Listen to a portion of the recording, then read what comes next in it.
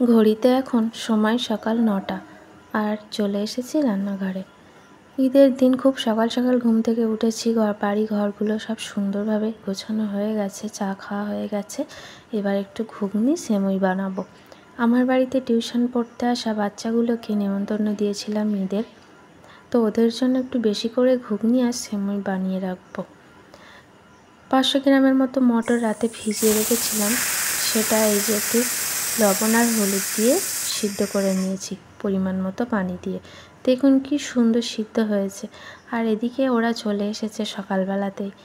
দেখুন ওদের কি সুন্দর দেখতে লাগছে, স্নান করে একদম নতুন জামা কাপড় পরে বাড়িতে চলে এসেছে।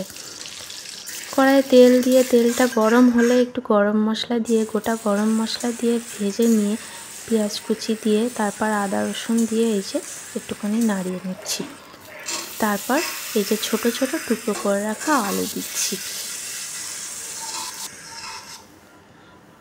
এবার দিচ্ছি গুঁড়ো মশলা, লবণ, হলুদ, জিরে গুঁড়ো, ধনে গুঁড়ো, গরম মশলা গুঁড়ো, আর দিচ্ছি কাশ্মীরি লঙ্কা গুঁড়ো।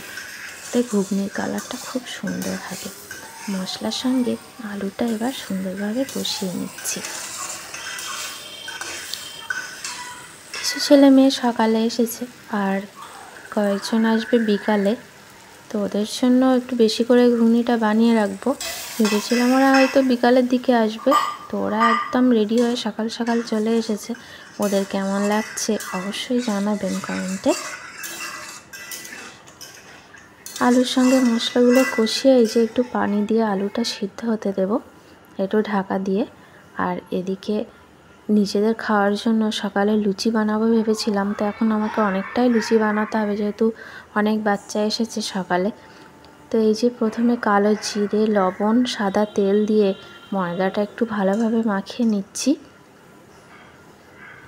তারপর নর্মাল পানি দিয়ে ডো বানিয়ে নেব। একসঙ্গে বেশি পানি দেব না, অল্প অল্প পানি দিয়ে ডোটা বানিয়ে নেব। আর বাচ্চাগুলো সব বসে আছে ঘরে, মনে হচ্ছে পাখির ঝাঁক এসেছে, একদম কিচিমিচি করছে যেন। দেখুন কি সুন্দর ডো বানিয়ে নিয়েছি। আর এদিকে আলুটাও সিদ্ধ হয়ে গেছে। আলুর সঙ্গে মশলাগুলো আর একটু কষিয়ে নিচ্ছি। কষিয়ে নিয়ে এবার সিদ্ধ করে রাখা মটরগুলো দিয়ে দেব।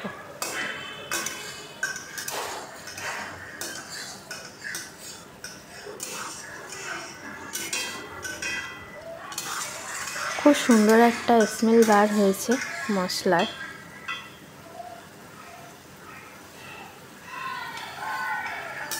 এবার সিদ্ধ করে রাখা মটরগুলো দিয়ে দিচ্ছি। মশলা সব দেওয়া আছে, মটরগুলোর সঙ্গে আলুটা একটু মিশিয়ে নিলেই হবে। আর লবণটাও দেখে নিয়েছি, একদম ঠিকঠাকই হয়েছে, আর লাগবে না। আলুর সঙ্গে ভালোভাবে মিশিয়ে একটু ফুটে উঠলে ঘুগনিটা রেডি হয়ে যাবে। দেখুন ফুটে উঠেছে, ঘুগনিটা একদম তৈরি।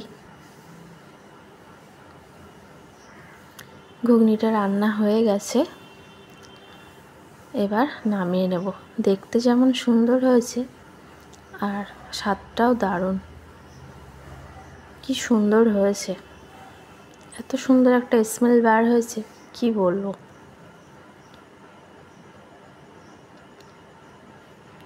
এবার লুচিগুলো ভাজার জন্য কড়াই বসিয়ে দিয়েছি।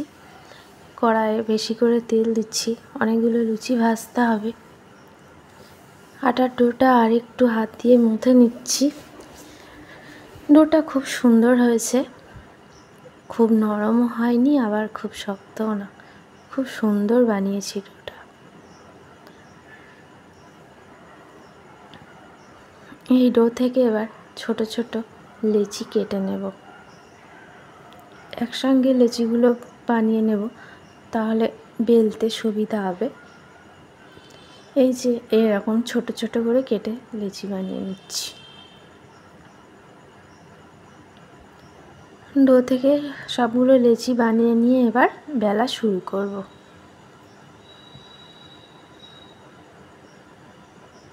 একা হাতে বেলতে তাহলে খুবই সুবিধা হবে।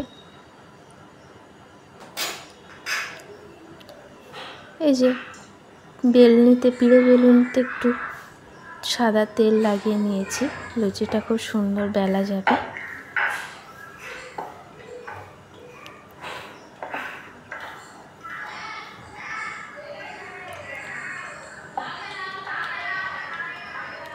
ওদের তো ভালোই গল্পের আসর বসেছে ওদিকে, বাড়ি তো একদম জমজমাট ঈদের দিন সকালটা।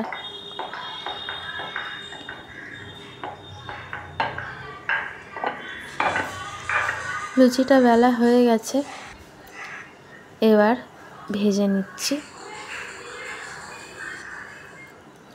খুব সুন্দর ফুলে উঠেছে, একদম ফুলকো লুচি হয়েছে। সব লুচিগুলো এভাবে ভেজে নেব। ঘুগনি লুচিটা কমপ্লিট হয়ে গেছে, এবার পরিবেশনের পালা। সবার জন্য প্লেটগুলো সাজিয়ে নেব।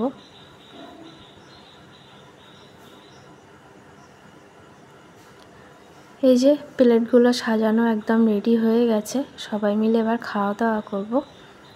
আর এই যে ওদের জন্য কোল্ড ড্রিঙ্কসও নিয়ে আসা হচ্ছে। এবার আমাদের খাওয়া দাওয়া হচ্ছে সবাই মিলে একসঙ্গে বসে। খাওয়া দাওয়ার পরে এই যে সবাই বসে কোল্ড ড্রিঙ্কস খাচ্ছে আর একটু টিভিতে কার্টুন দেখছে।